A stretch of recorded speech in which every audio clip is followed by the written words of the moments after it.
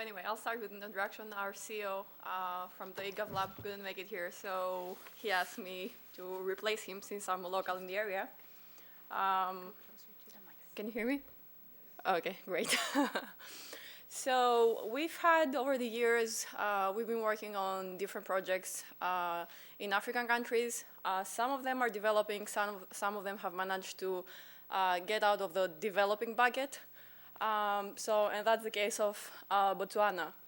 So what I'm going to talk today is about tools to enhance transparent decision-making through technology. So I heard earlier in the table I was sitting that technology doesn't really solve anything. I would say it doesn't solve, but it is a tool that we can use to facilitate things. And that's how we're trying to use it. So quick facts about Botswana is that it's one of the fastest growing countries within Africa. They have managed to establish a stable political environment. And by that, I mean a democratic environment that has developed over the years. And of course, that's the reason that they also have managed the growth rates. Facts that we found out after research we did before we started the project was that most of the citizens have mobile devices, not all of them smartphones, not all of them iPads. iPads and smartphones are harder to reach there. And they use widely SMS, and of course, they're willing to share their opinions. On the other hand, the members of the parliament have used internet in their work. They want to communicate with their constituents at a high level, and 97% of them say that they want to directly inform the citizens. If you're interested, I can give you more absolute numbers, but I guess it's not part of this. It's not of interest.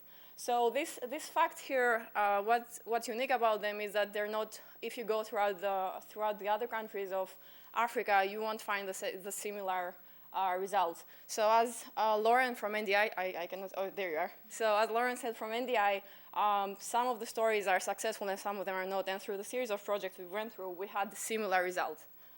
So we found out that what they really need, because some of them do not have access to technology, is that they need to have an online platform for all of them who can access technology, and this is located in the parliament, where they have tools for deliberating, polling, and geolocation tools for problems, issues they have, and they're being tracked. And this is available to 4 constituencies.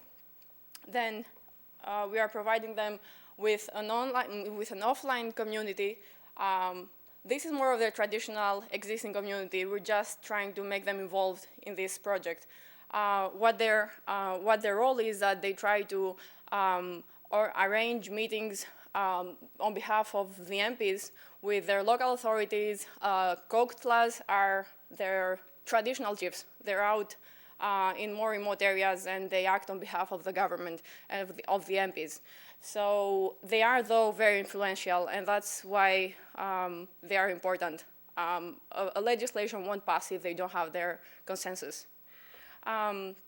And eventually, since we know from the previous survey that they use SMS widely, we said, let's also give them the opportunity to send information through their mobile phones. And for that reason, we have dedicated a line for them, which automatically gets their messages and imports them in the online platform. So this is how it looks. It doesn't look very great there, but it's a very simple, this is our alpha version. It's a very simple platform. We know that computer literacy is not very great there, and we try to simplify things. And the main tools we're giving them is YouSpeak and Speak for Yourself. These are 2 different tools that the YouSpeak tool provides them the opportunity to communicate between citizens and members of the parliament.